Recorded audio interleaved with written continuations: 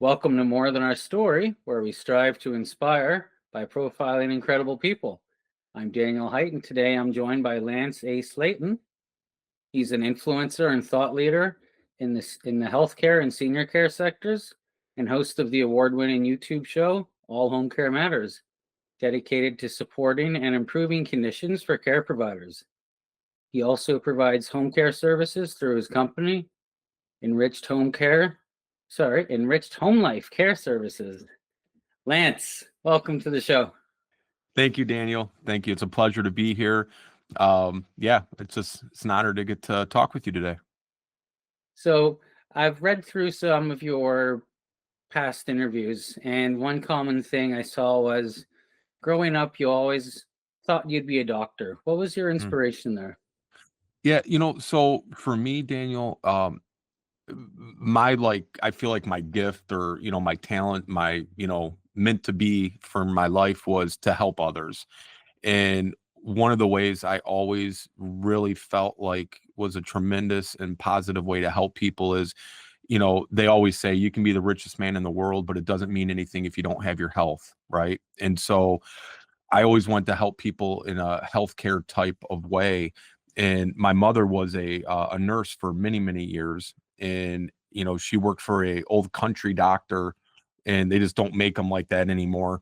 And, he also had a very profound impact on me as well. And I just saw like the appreciation and gratitude and profound impact that he had on people when they were sick, and all of a sudden they're better and they're bringing him a dozen chocolate chip cookies, the following week. And, I spent a lot of time, at his office, and I feel like that really was where a lot of that originated from. And, he was also the doctor that delivered me. And when we started our home care company, Enriched Life Home Care, we actually got to go meet with him because he was still practicing up until about 2 years ago. He was practicing medicine into his early 90s. And it was just, that was just awe-inspiring. And so I feel like wanting to help people and wanting to help them in a way that I felt like was at their most vulnerable was in the healthcare sector, and I felt like the best way to do that was to be a doctor. They don't make them like that anymore. No, no, they do not. The real quick, if I could share this, when he retired, one of the major newspapers here in Michigan, where I'm at, they did like a 5-6 page featured story about his whole career. Obviously, he was on the front page. And one of the stories, I was just like, I can't even imagine it. He was a Southern doctor. He was from Kentucky originally, and my family was from Kentucky and Virginia. And, so there was always that connection. But one of the stories that I thought was just really incredible, and you cannot even imagine a doctor doing this today. Back in the 70s in Michigan, we get some pretty intense winters here. He had a patient who was going into labor, and they lived on a farm, and the roads weren't plowed, couldn't get there. He literally got on his snowmobile with his medical bag, snowmobiled all the way to these people's homes, and delivered the baby in the middle of the night in the dead of winter with just, tons of snow on the ground. Can you imagine a doctor doing that today? Like, I just can't No. even, yeah. And so, I just, those things, really resonate with me. I really like to be able to help people, and we can get into why I'm not a doctor later, but that's where I feel like a lot of that originated from, seeing my mom being a registered nurse for him. And then, seeing the work and the impact he had on people's lives, even my own life, so that I think was what was very, inspirational and motivational for me. So, you did attend medical school, and while attending, no? No, I was pursuing medical school, and this is where my story really changes dramatically. I was the head of the medical fraternity. Just I was everything but a medical student at that point. And a lot of us, were getting prepared to take the MCAT, which is the medical college admittance test, all of the stuff you do. And my wife and I was a newlywed at the time. We got a phone call late one night that my father needed help, and it wasn't dementia, wasn't Parkinson's, wasn't cancer. What had happened was my father, again, Michigan, icy roads, icy sidewalks. He was going to his car. He slipped, he fell, landed on his coccyx, which is your tailbone, which you and I are both sitting on right now. And that developed into a very bad bruise. And the bruise, and again, I should preface this by saying my father was in the Marine Corps in the 60s. The Marine Corps in the United States was nothing like it is today. I mean, it's hard now, but back then it was a lot tougher. And there's a lot of things that were done or had taken place that would never fly or happen nowadays. And, he had this mentality like most Marines, you're not going to stop me unless I'm dead, basically. You just push through, you toughen up, lace up your boots and keep going. And so that's kind of how he treated this fall. And so that bruise never had a chance to properly heal. Well, then the bruise developed into an abscess. And an abscess, for those that don't know, it's kind of like a bad blister, but 10 times worse. It's kind of squishy and you got all that fluid accumulating. And this was like on his entire tailbone area. And he was driving one day and all of a sudden that abscess burst. And my father, referencing the doctor you and I just spoke about, he instead of going to the emergency room, which is what everyone should do if they have an abscess that bursts because of the infection getting into your bloodstream and tissues, he goes to the family doctor. And he says, what in the world are you doing here? He's like, you need to go to the emergency room and don't stop. Like, get there as fast as you can. He ended up having a major surgery. And I didn't know any of this has happened or transpired. My wife and I get the call a week or two later when he's back in his home. And the nurse who was visiting him for wound care and wound check said, I'm really concerned about your dad. He's not able to properly clean this, bandage it, and monitor it. And neither could you or I, Daniel, because of the location.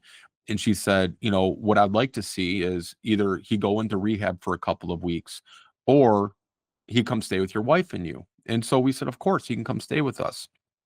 Well, unbeknownst to that nurse, myself, my wife, or my father, he ended up having 7 more major invasive surgeries. And I mean major, where it was so intense and severe that they ended up having to cut off part of his tailbone. Now imagine that, it was very, very unpleasant. It was very traumatic. And that couple of weeks ended up being 2.5 years. Now, during that 2.5 years, I'm doing student teaching at the university. I'm working in the labs. I'm running our medical fraternity, and I'm getting ready to apply for medical school. And it just was too much. And I was going to continue going too, because in a lot of ways, I have a lot of my dad's mentality. But at the same time, I needed to make sure my dad was taken care of. And Right. so I told my wife one day after going to meet a good friend of mine for lunch, I said, I have this great idea. She said, what's that? I said, we should start a company that will help people like you and I, where we can send people into a home to help people like us. And I thought I invented the wheel, Daniel. I thought this is amazing. Well, unbeknownst to me, because no surgeon, no physical, no occupational therapist, no nurse, no anyone ever told us, hey, have you looked at getting what's called respite care? Now, I don't know if you're familiar with respite care, right? No one ever offered that to us. No one ever gave us resources. Everybody's staying in their own lane and they're not crossing, the yellow line to venture over into something that may not be up their alley.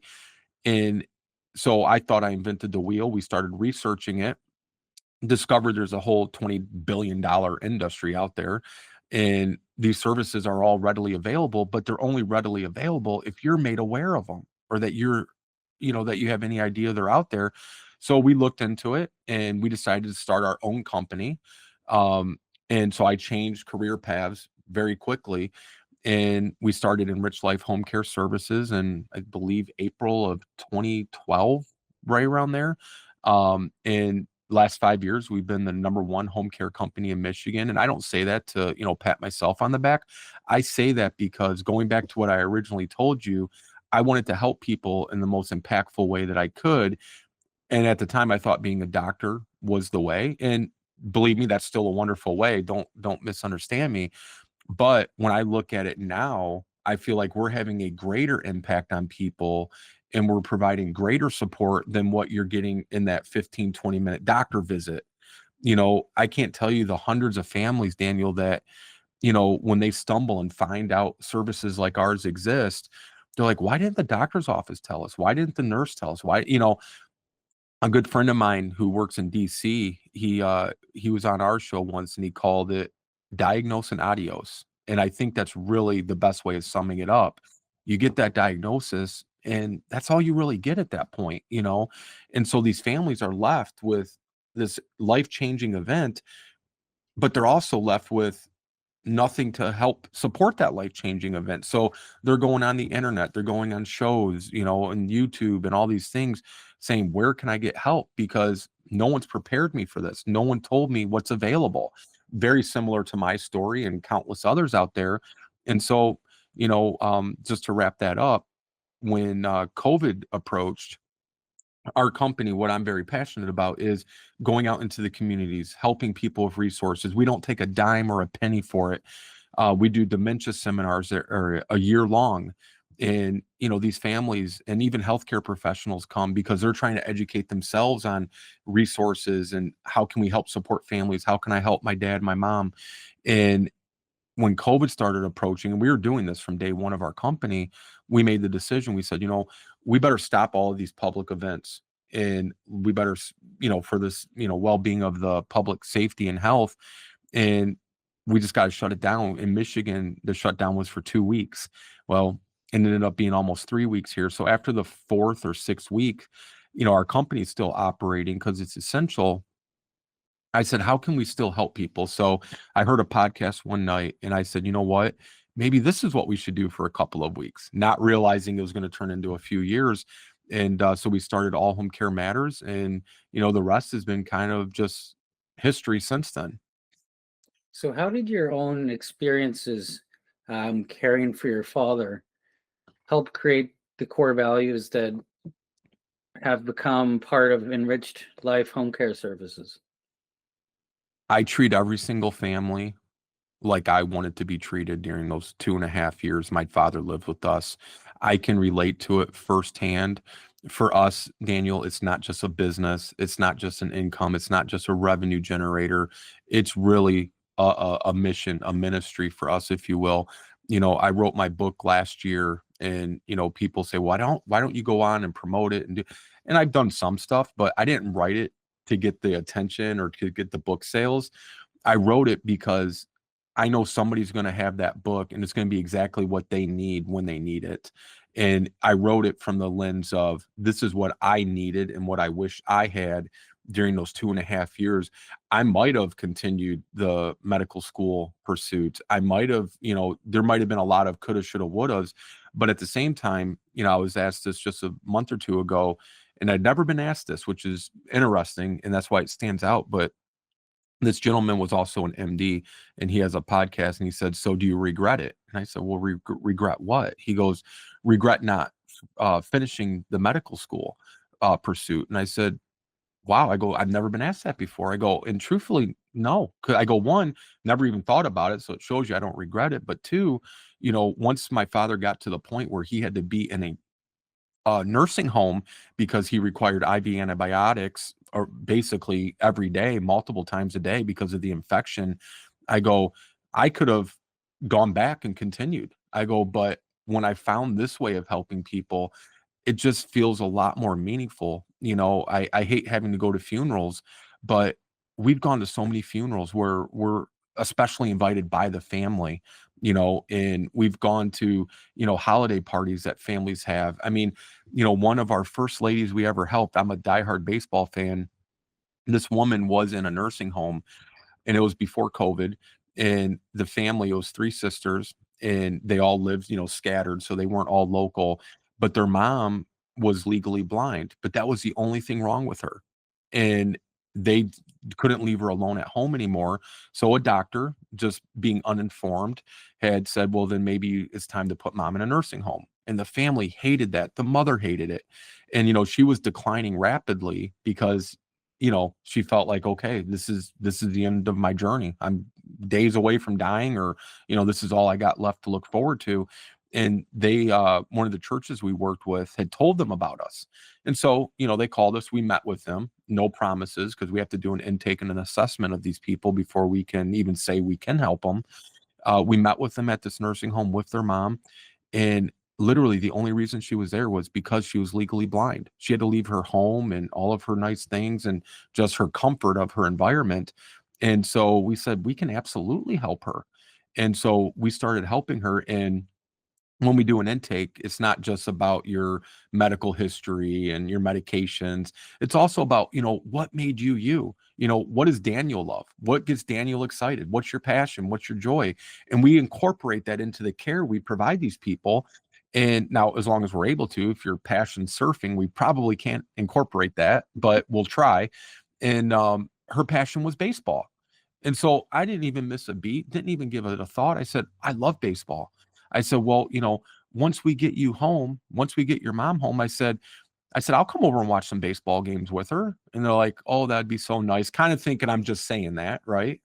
And sure enough, we got her home, and it happened to be right around playoff time for baseball. And I would go over there every night when I was done at work. I'd go over and watch the game with her. And the family, when the mom had passed, during the funeral and eulogizing their mom, they made the biggest deal out of me going over there and watching that with her, because it gave their mom joy. It livened her up. And they said that in her final, months of life meant more to her than probably a birth of a new grandchild, because that was her passion ever since she was a little girl. She would go to the games with her dad, then with her husband, then with their family. And she missed all of that. That was a big part of who she was. And once her husband passed, her kids grow up, move away, and she becomes legally blind, she didn't have that joy anymore. And she missed that. And I wasn't doing it to get attention. I was doing it because, well, why not? I love baseball. She loves baseball, and we'll sit there and watch the game together. And that always meant a lot to me because of how much they shared it meant to their mom. And they would have little cameras around the house, and they said, oh, we would always look in, and you don't even know they're looking in. I mean, the cameras are there, right? And they said, oh, seeing you and my mom just sitting there talking about the game and my mom smiling, they're like, you can't put a price on that. And so that's when I say I just want to help people, that's what I'm talking about, right? That meant more to me, and that was 10 plus years ago. So you like to find out what makes people themselves, Yeah, what makes makes you people happy. you. Yeah. What other differentiators sets your company, your home care company, apart from the others? Well, I never want to say we're better than you or better than someone else, but I do like to say nobody's going to be better than us either, right? So we can be equal, but we'll leave it there. I feel like, one, having lived it and gone through it, I can relate to it on a way that a lot of other people can't. The other differentiation is we don't hire bodies just to hire bodies. We have a database, and when I say it's thousands upon thousands of people, it really is. It's close to, I think, up to like 16, 17,000 names of people we won't call, we won't hire. And that's good, bad, or otherwise. So when you apply with us, you're not a subcontractor or 1099, you're a direct hire. So you're fully covered by the company. But the other thing is, we go through and, there's a personality assessment before, like, let's say you apply, Daniel. One of our people in our office will pull down your resume, your application.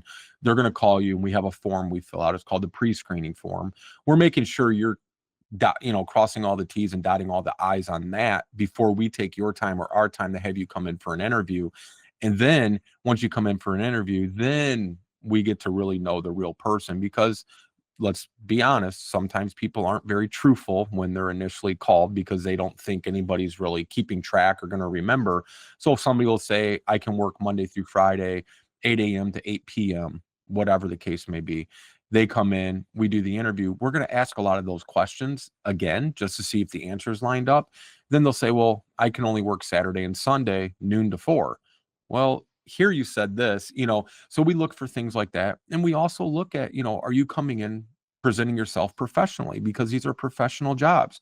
Or do you look like you just rolled out of bed and, you're just walking through the door at the last second? Then we get into, a lot more personal questions like, what makes you tick? What's a time you had a conflict with a coworker and how did you resolve it? Did you go off on them? Did you storm off the job? Or did you try to, have a good conversation and a professional conversation?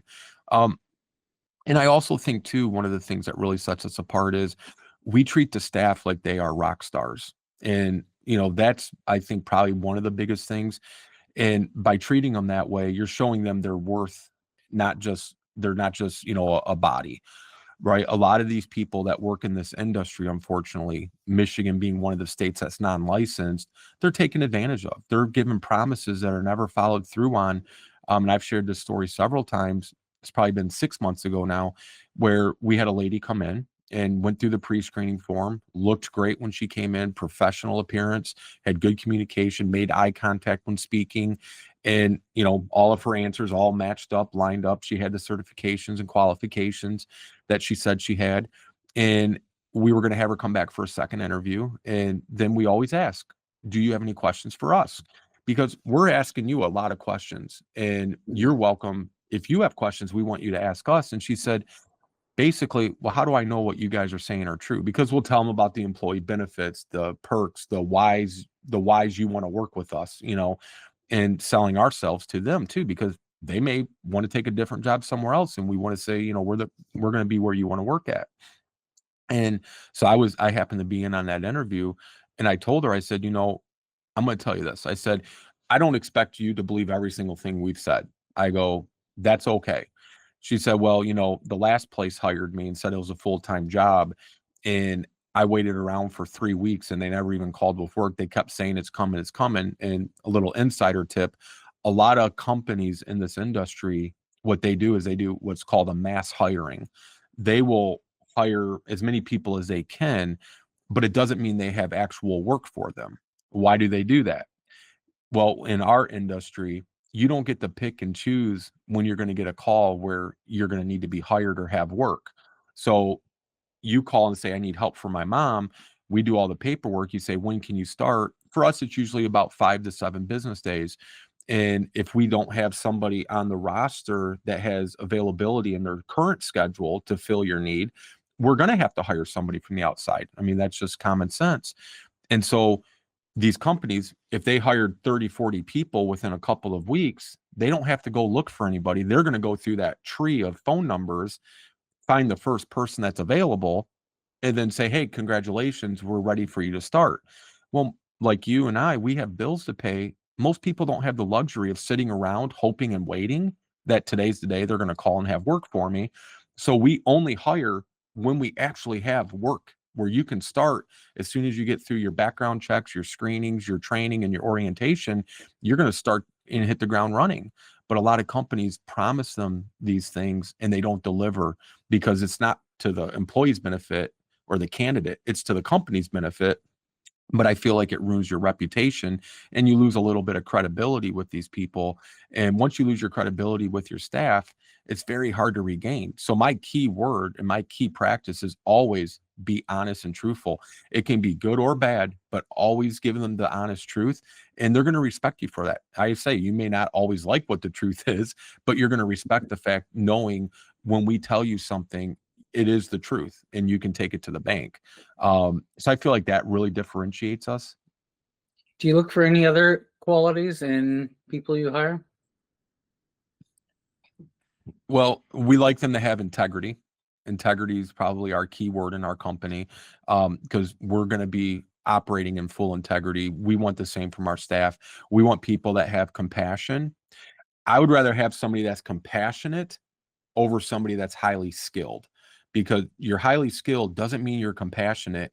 And this is where kind of healthcare and social care kind of merge, where you got to have that compassion, because you're in people's homes.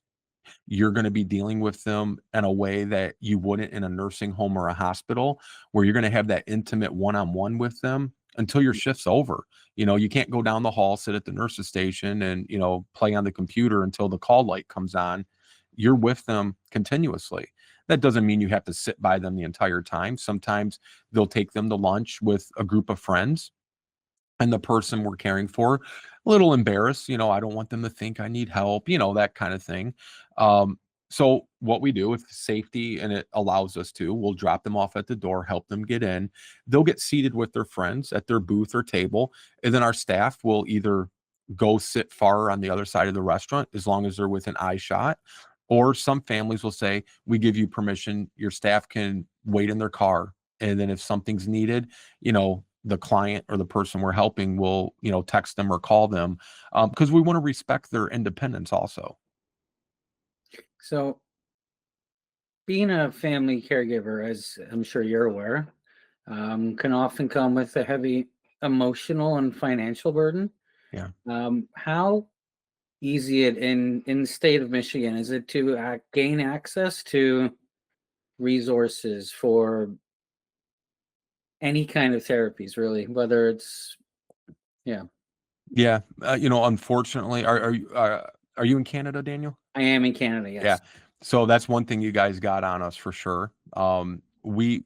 There is, we're working on it, trying. I mean, there is like the PACE program, a family, if their loved one qualifies for Medicaid. And again, I don't get too deep in the Medicaid because Medicaid, unlike Medicare, Medicaid is determined on a state by state basis. Every state has their different guidelines and regulations and resources, where Medicare is governed over the whole country as a whole through the federal government.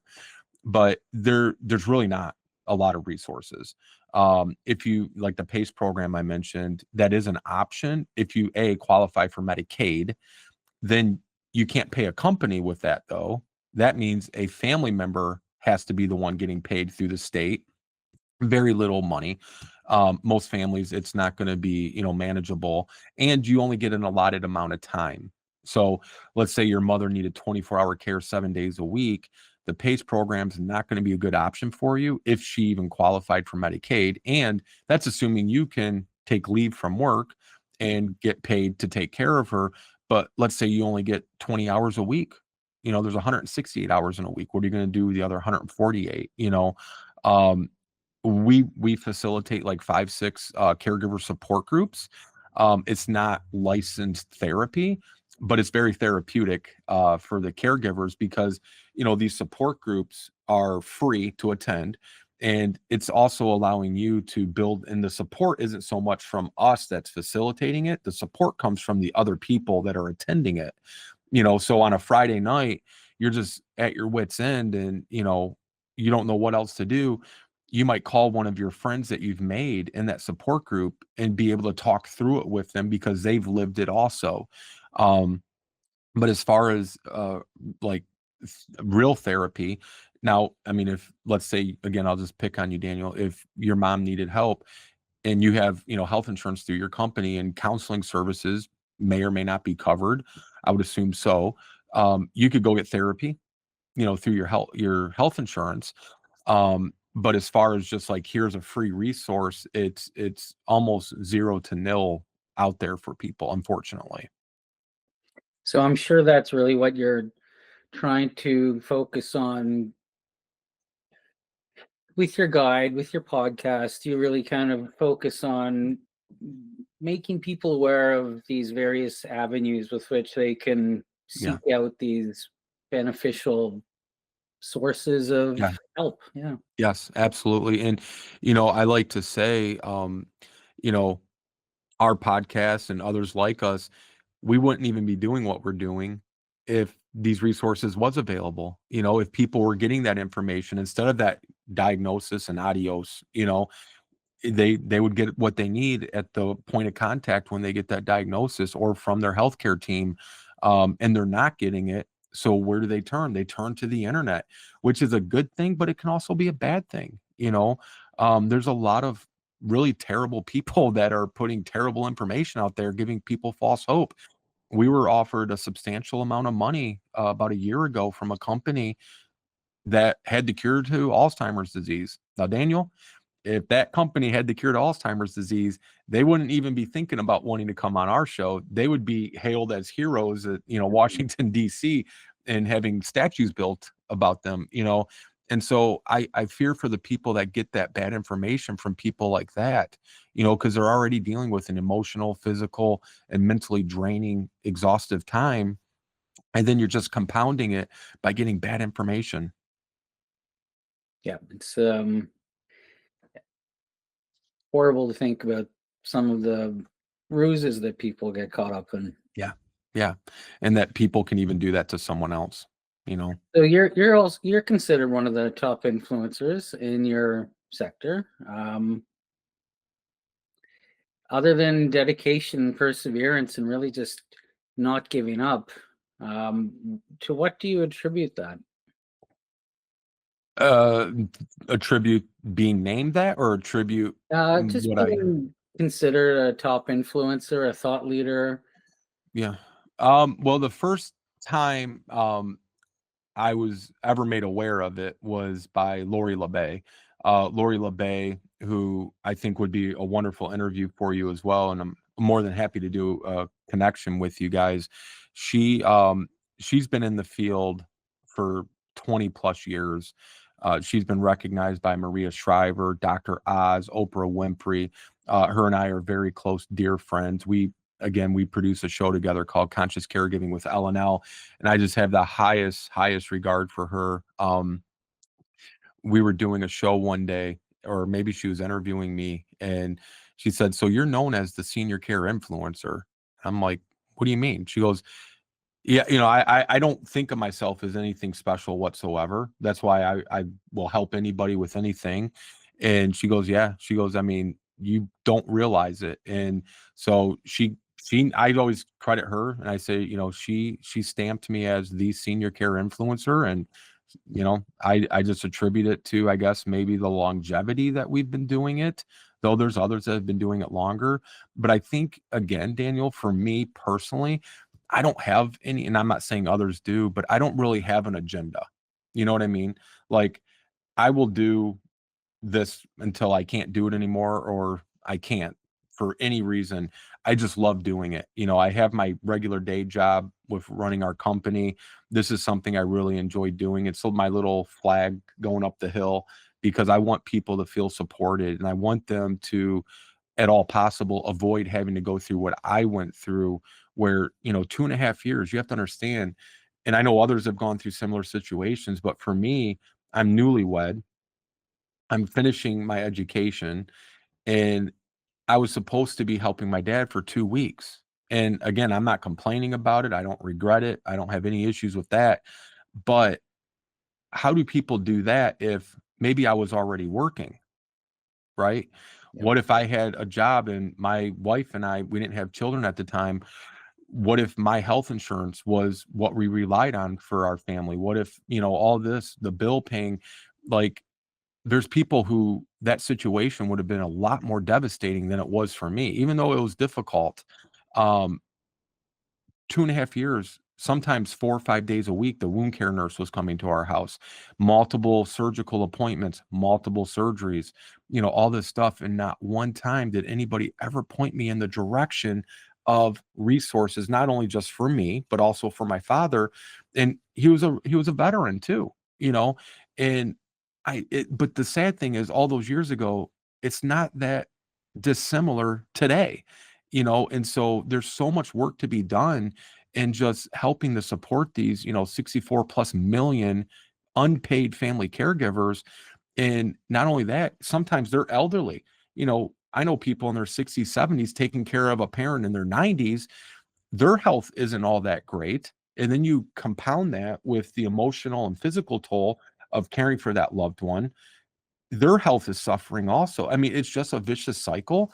And we need to find a way to make sure these family caregivers, regardless of what their loved one's situation is, feel supported and are made aware of these resources that are out there for them. It's probably your honest and earnest approach that's kind of led to you being labeled that label you were given.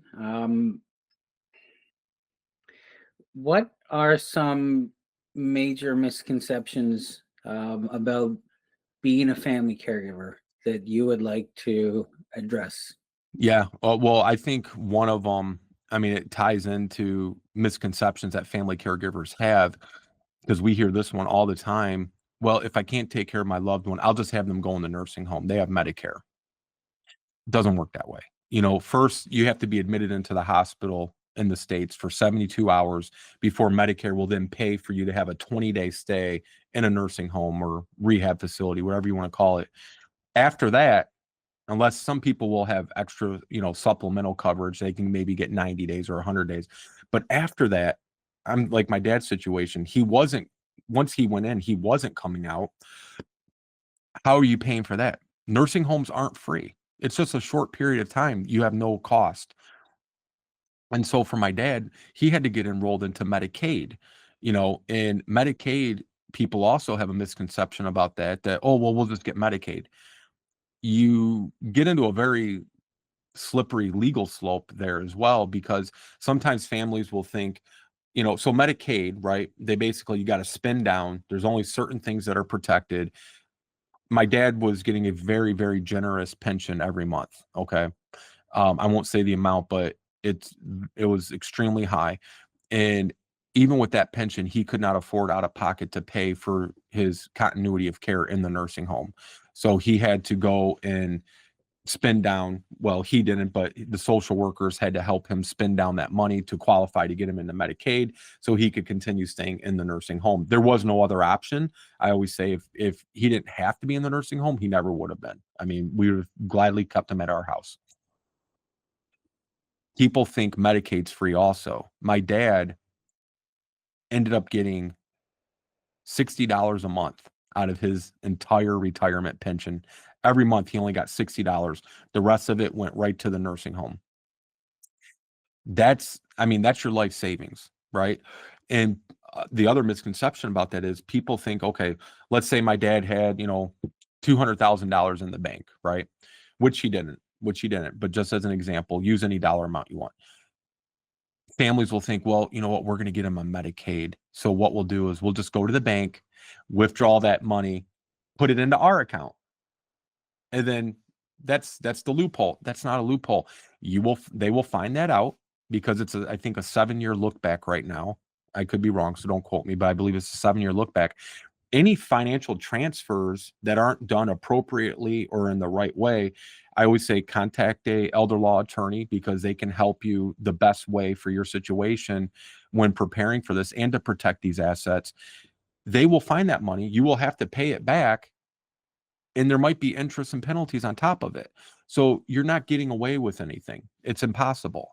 So I always say Medicaid, unless it's the last resort, try to avoid it at all costs, because if your loved one does get any sort of pension or has any sort of, liquid assets, it's going towards Medicaid, all of it. My dad's $60 a month. I mean, you can't even buy groceries to last you a month on $60, let alone, any other necessities you may have. So I always tell people, always consult with an elder law attorney because, family caregivers are already dealing with so much and they're already in the thick of it. And what makes it different than any other job is, it's very personal. And I don't mean personal as in like you have a client you really care about. It's personal because it's your loved one. It's emotional because it's your loved one. It's mental. It's psychological. I mean, it's everything all in one position. And unless your loved one's paying you, you're also doing it for free. On top of, if you have children you're still raising or helping with, if you have a job you're still taking care of, if you have a spouse, what do you do if your spouse becomes ill and they need you, but then your loved one also needs you? You can't be in two places at once. Or, what happens most often, at least statistically, according to the data, is that family caregiver's health is going to suffer more and quicker than the person they're helping, because they're neglecting all of their needs because they're taking care of their loved one's needs. So if your loved one and you have a doctor's appointment at the same time, who's going to the appointment? Probably your loved one, and if you exercise, now you can't because this is the time your loved one has to do X, Y, and Z. I think most people, it's one of those things, Daniel, that I don't think people can really appreciate the level of intensity and requirement and commitment and dedication until you've actually been in that situation. I always equate it myself, and there might be better ways of equating it, but I always equate it to when you're expecting your first child, right? Everybody tells you how great it is to have that baby. And I know, like for my wife and I with our first, oh, it's going to be great. You're never going to, but all these things, you don't know what love is until you have a child. There's going to, and I'm like, yes, yes, yes, I agree. Well, I agreed, but I didn't really get it till I'm holding, that newborn baby in my arms. You can't until you've gone through it. And that's kind of like it is trying to explain things to people about preparing for being a family caregiver, you know, kind of like having a baby. You can't really get it fully until you're in that situation. So we just try to prepare people and make as many resources and things available as possible for when that time comes. It will hopefully help somebody What would you say to people facing that exact struggle right now? get help. Get help. And that's very, flippant maybe to say it that simply, but what I would recommend is if you have siblings, have a family meeting. You know, Unfortunately, usually, and maybe not for everybody, but there's usually gonna be one sibling that's kind of the black sheep who's gonna be like, "Nah, mom's fine, I talked to her." It might be denial or they're just trying to not get involved. Like, you and I are both men, and if our mothers needed help, we would help them. But I'm not gonna bathe my mom, I'm not gonna help toilet my mom, but there's a million and 2 other things I can do. I can make sure the groceries are delivered, I can make sure her medications are filled and ready. I can coordinate that stuff, but I don't have to necessarily do the hands-on. So if you live in another state, there's a lot of ways you can still help alleviate some of that responsibility from the loved ones that are here caring for mom or dad or whoever it may be. So everybody can contribute. It's just a matter of whether they want to contribute and getting them to contribute. So I would have a family meeting ahead of time, even say, Mhm. now, when the day comes, mom and dad are getting older, maybe we should talk about, how we're going to deal with this and what we want to do. And I always recommend to the parents and even to like myself and to you, make sure you get all of your legal documentation in order. Who's going to be your power of attorney when that day comes? Are you going to have one for healthcare, one for finances? I always recommend having two. You don't want one person having all the control because then they can kind of do whatever they want when they want, and you don't legally have any say in it whatsoever. But then, most importantly, find out what your loved one's wishes are. So if they need heroic interventions, if they need, artificial life sustaining support, a ventilator, tube feeding, is that what they want? If you know what your loved one wants, a lot of the other stuff does become a little easier. So you're not, struggling and in conflict over, well, would mom want this or wouldn't she? I don't know what mom wants. If you have a conversation with mom and you can keep it light and you can keep it casual, you know, Thanksgiving's coming up here in the States soon. And a lot of people are going to be meeting and, spending time together. Maybe when you're getting the turkey out of the oven or washing dishes or do it at Christmas time, even, you know, come up with a story. Say, yeah, mom, I was talking to Linda and Linda was telling me her mom and dad just filled out some paperwork and Linda was just really relieved, kind of go in the back door and see what mom says to Mhm. that. Maybe mom will say, "Oh, yeah, that would be good." Try to start in a gentle way so you're not all doom and gloom and, having a stressful conversation. Try to keep it light. Yeah, I remember when my mom was approaching the end of her life. Thankfully, we knew what she kind of wanted, so that did take a lot of, well, some of the burdens off. Sure. But that's an excellent, excellent suggestion for everybody out there. What would you say to people considering a career in caregiving? I think it's a rewarding career. I think it's a wonderful career. It is a career though that the reward isn't all monetary. I know with our company, we do try to pay higher than average wages for our staff and do extra things like bonuses and different things. But for a lot of people, they find it very, very fulfilling. I have found not all, but with a lot of caregivers, it's almost like they're feeding themselves and, fixing something, that maybe is lacking in them. And they get a lot, it's kind of like with Christmas, they say it's better to give than receive. I feel like with caregiving, it's the same thing. It's so much better to give to people than to receive, and I think that's a very fulfilling, rewarding career. I mean, I'll tell you, we had a family once who had a very well-known professional athlete was a part of their family, and the caregiver got a lot of cool stuff from this professional athlete, and literally at the funeral was sitting in the row with the family and was just really doted on and respected highly.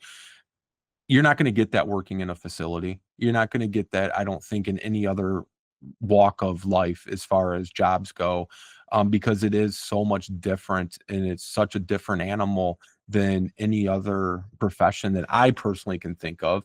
Now, obviously, police officers and, the emergency people get recognized and rightfully so, but that's usually like a one-time interaction, right? But when you're a caregiver and you become part of that family, we've been with people for 8, 9 years, Daniel, where, I mean, you really are a part of that family. Would you have done anything differently had you the opportunity to go back and do it all again? As far as do you mean would I have done medical school instead, or what do you mean? Everything. Oof. I don't think so. I mean, I absolutely love what I'm doing. I'm sure with yourself, I get asked a million times, like, how do you do everything you do? Don't you like I have found for me, and it's the old saying, if you love what you're doing, you never work a day in your life. And I feel like I'm the epitome of that statement. Um, do I get tired? Of course, we all do. But I just feel like, as long as I feel like people need help, I'm gonna keep doing what I'm doing. It's incredible. So, Lance, I've really, really enjoyed speaking with you today. My pleasure. Congratulations on your well-deserved recognition Thank you. and success in your field. Um, your father would be proud. Oh, I appreciate that, Daniel. Thank you very much. You're the first person to ever say that. So thank you very much for that. My pleasure. Yeah. Well, have a great day. You too. Bye bye.